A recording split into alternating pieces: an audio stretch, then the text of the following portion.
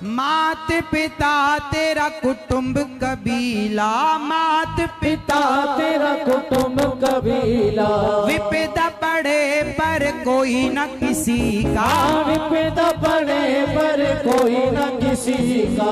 एक दिन हंसा अकेला अकेला अकेला उड़ जाएगा, एक दिन हंसा अकेला उड़ जाएगा। मिट्टी का खिलौना मिट्टी में मिल जाएगा, मिट्टी का खिलौना मिट्टी में मिल जाएगा। ये सच्चाई मेरी माँ जीवन भर याद रखना। ना बेटी ना बेटा ना रिश्ता ना नाता काम ना आएगा। इस शरीर, अरे रिश्ते नाते छोड़ो, ये शरीर भी आपका साथ एक दिन छोड़ देगा। इसलिए जब तक शरीर है, इस शरीर से पुण्य कर लो, अच्छे काम कर लो, वो अच्छे कर्म पुण्य आपके संग संग जाएगा और इस धरा पर सब धरा रह जाएगा। इसलिए कहता हूं, पुण्य करने में कसर ना छोड़ो, अच्छे काम करने में कसर ना छोड़ो। यहाँ सारा कुछ रह जाना है, सबका रह गया तो तुम्हारा भी रह जाएगा। संग क्या जमैया, बैठो मेरी माँ, अभी राम जी का जन्म करेंगे, राम जी का जन्म होगा, बैठो मेरी माँ, उत्सव होगा भी। चलो बताओ कौन जाएगा हमारे साथ? क्या? धर्मानुगो गच्छति जीव एकः। इसलिए धर्म करो। इसलिए हम आप लोगों से कहते हैं, थोड़ा थोड़ा पुण्य जल बिंदु निपातेन क्रमशः पूर्यते घटः सह हेतु सर्व विद्यानां धनस्य च धर्मस्य च। जैसे एक एक बूंद जल इकट्ठा करने से एक दिन घड़ा भर जाता है, ऐसे थोड़ा थोड़ा धर्म करने से व्यक्ति बड़ा धर्मात्मा हो जाता है।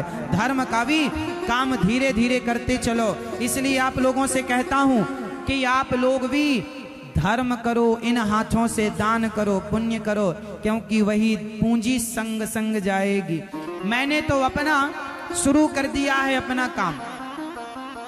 आप लोगों से हम बताएं, हमने भगवान की प्रेरणा ईश्वर ने ऐसी दी, बिहारी जी ने ऐसा हाथ पकड़ा और ऐसा काम कराया कि वृंदावन में आज हजारों संतों का भोजन चलता है, रसोई अन्न क्षेत्र चलता है, वृद्ध माओं की सेवा होती है, बच्चों की पढ़ाई के लिए गुरुकुल बन रहा है, सबको निःशुल्क भोजन, निःशुल्क शिक्षा और वृद्ध माओं की सेवा। 265 माताएं। जब मैं मरकर जाऊंगा ना, तो भगवान मेरे से पूछेंगे, क्यों अनिरुद्धाचार्य, तुम्हें हमने भेजा था, बताओ तुमने क्या किया? तो मैं बताऊंगा, पता क्या किया? मैं बताऊंगा, मैं चीन धाम गया था, कथा सुना के आया हूं और लोगों को सही रास्ता सही मार्ग बताकर आया हूं। जब तक जीऊंगा सही रास्ता पर चलता हुआ समाज को सही रास्ते पर चलाता रहूंगा। जब मैं मरकर जाऊंगा तो भगवान पूछेंगे, तुमने क्या किया? तो मैं कह सकता हूं कि प्रभु, मैंने जितनी मेरी ताकत थी, जितनी आपने सामर्थ्य दी, मैंने वृद्ध माओं की सेवा की, संतों की सेवा। गौरी गोपाल आश्रम में एक संत निवास भी बनने जा रहा है, जहां संत लोग रहेंगे। अभी भी वहां संतों का भरपेट भोजन होता है, लगभग हजारों संत रोज भोजन करते हैं और सुबह से शाम तक 30,000 लोग रसोई में प्रसाद निःशुल्क आज भी पाते हैं। आप अभी जाके देख सकते हैं। तो मैं मर कर जाऊंगा तो मैं तो कहूंगा कि हे प्रभु, मैंने जब तक सांस थी और जब तक सामर्थ्य इस शरीर में ताकत थी, मैंने सेवा की, सेवा की। अभी पूज्य कंप्यूटर बाबा जी भी क्या कह रहे थे कि वृंदावन में वृद्ध माओं की सेवा होती है।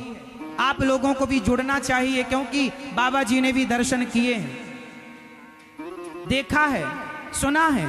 आप लोगों ने भी नहीं देखा तो वाकर देखिएगा, सुनिएगा वहां पर कैसी सेवाएं चलती हैं। इसलिए हम तो जाएंगे मर के तो भगवान से कहेंगे कि प्रभु, आपने यदि धन दिया था तो मैं शराब नहीं पिया। अरे पैसा तो आप लोगों के पास भी है, लेकिन कुछ लोगों का पैसा सुरा और सुंदरी में खर्च होता है। हमारा पैसा जो कमाते हैं उसे वृद्ध माओं की सेवा और अन्य क्षेत्र में खर्च करते हैं। हे प्रभु, मैंने जो पैसा आपने दिया, जो धन दिया, मैंने उसका 1-1 रुपए का सदुपयोग किया है।